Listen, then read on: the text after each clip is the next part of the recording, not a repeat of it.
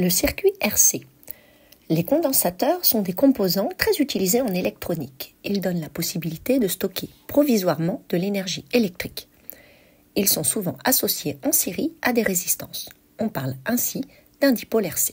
Mais comment évolue la tension aux bornes d'un condensateur au cours de sa charge? Dans un premier temps, voyons le principe du montage. Le circuit RC est alimenté par une tension de 5 volts délivrée par le microcontrôleur.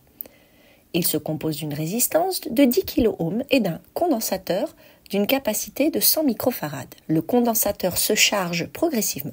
Puis la tension délivrée par le microcontrôleur devient nulle et le condensateur se décharge. On utilise l'entrée analogique du microcontrôleur pour mesurer la tension aux bornes du condensateur. Le temps caractéristique noté tau permet d'avoir une idée de l'ordre de grandeur du temps de charge et de décharge du condensateur. On considère qu'au bout d'une durée égale à 5 tau, le condensateur est totalement chargé ou déchargé.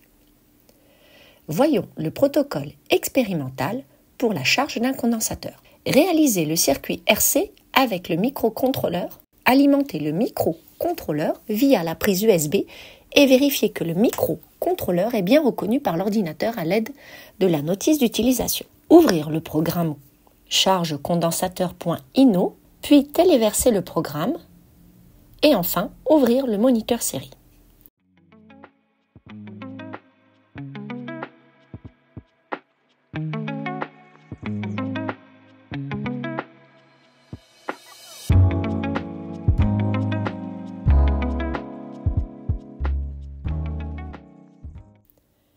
Sélectionnez les valeurs obtenues ainsi que les noms des colonnes du moniteur série, puis les copier avec la manipulation CTRL+C. CTRL+C. Ouvrir Régressi, cliquez sur Fichier, choisir Nouveau, puis Presse-Papier. Affichez alors le graphe, puis aller dans le volet Modélisation et choisir le bon modèle.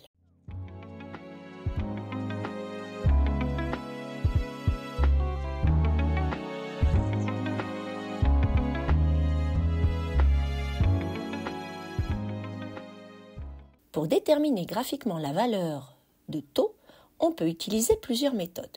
Première méthode, le coefficient directeur de la tangente à la courbe UC de t à un instant t est donné par la dérivée UC de t à cet instant. Le coefficient directeur de la tangente à l'origine vaut donc E sur tau. L'asymptote de UC de t est E, car au bout d'un certain temps, le condensateur est complètement chargé et la tension aux bornes du condensateur atteint la tension d'alimentation E sans jamais la dépasser. L'équation de cette tangente, au voisinage de t égale 0, peut être écrite comme U de tangente de t égale E divisé par RC fois t. On veut savoir quand la tangente qui commence à UC de t égale 0 atteindra la valeur E. Pour cela, on résout l'équation suivante, E divisé par RCt égale E. En simplifiant cette équation, on obtient t égale RC égale tau. Par conséquent, cette tangente coupe l'asymptote UC de t égale E en t égale tau. Il suffit alors d'exploiter le graphique pour trouver la valeur de tau. La modélisation nous donne tau égale 1,10 secondes. Deuxième méthode. Dans le cas de la charge du dipôle RC initialement déchargé, à l'instant t, on obtient UC pour t égale tau égale E facteur de 1 moins exponentielle de moins RC divisé par RC. Par conséquent, UC de tau est égal à 0,63 fois E. Cela signifie qu'après un temps tau, la tension aux bornes du condensateur atteint environ 63% de la tension d'alimentation E.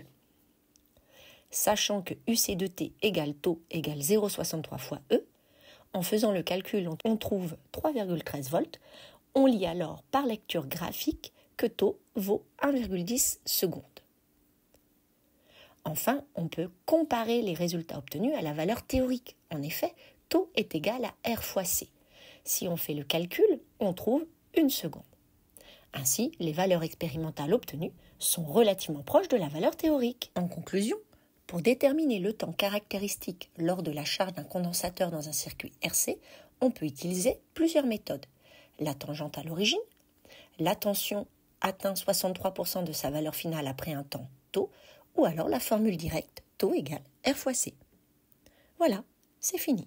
J'espère vous avoir éclairé sur la charge d'un condensateur. Je vous dis à bientôt.